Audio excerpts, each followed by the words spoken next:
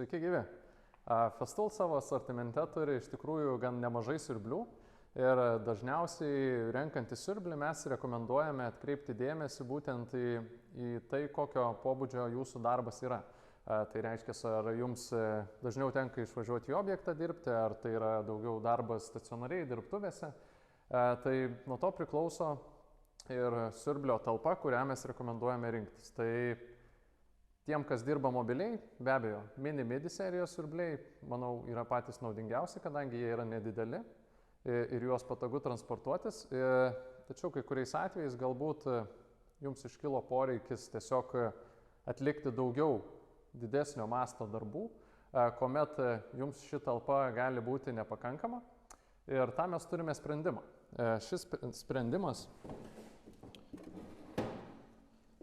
atrodo štai taip. Tai yra 20 litrų papildoma talpa, kurią mes galime montuoti ant siurblio. Tai yra sistemos dalis. Ir ši sistemos dalis mums suteikia galimybę turėti didesnės talpos siurblį, neįsigyjant kažkokio tais skirtingo naujo modelio siurblio. Tai tiesiog pademonstruosiu, kaip šis įrenginys, vadinamas ciklonu CTVA20, veikia. Tai man reikės pasijungti cikloną štai į siurblį.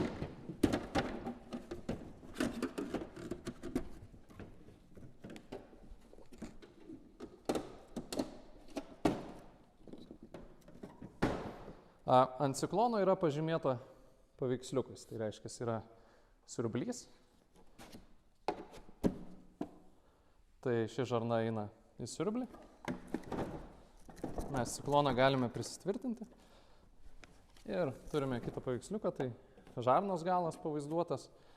Žarnos angelis mes jungiame siurbimo žarną. Ir dabar mes turime talpą viršuje ir turime talpą apačioj. Siurblį išvalėme, siurblys yra tuščias ir dabar pabandysim pasiurbti štai šiek tiek plastikinių granulių ir pademonstruoti, kaip jos pasiskirsto į siurblio talpas.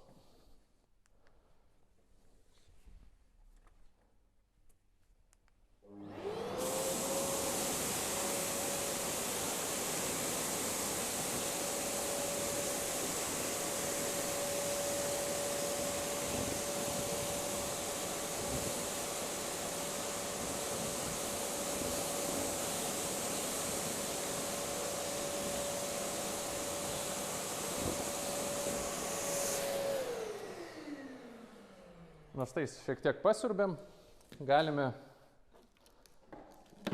atsidaryti talpą ir pasižiūrėti, ką mums pasisekė, ar galbūt ko nepasisekė surinkti. Nusiėmė dangtį, mes štai turime konteinerį, kurį galima išsiimti. Reikalui esant galime užsidengti, transportuojant, kad netyčia neišbyrėtų. Ir tokiom situacijom esant, kuomet galbūt siurbėme betono dulkes ar dulkes, kurios yra kenksmingos ar labiau dulkėtos, galime naudoti maišus.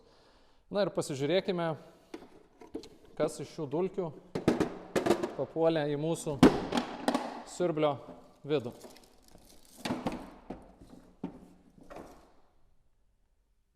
Kaip matote, pagrindinė, sakykime, didžioji dalis, beveik 100% granulių papuolė į ciklono konteinerį. Dabar jeigu mes siurbtume kažkokias, kaip pavyzdys, medienos dulkes, tai viskas veiktų tokiu principu, kad tiesiog lengvesnės dulkes keliautų į apačią, į siurblio rezervuarą, o sunkesnės atsiduria štai šiame ciklono inde. Tikimės, kad padėjom ir iki sekančio.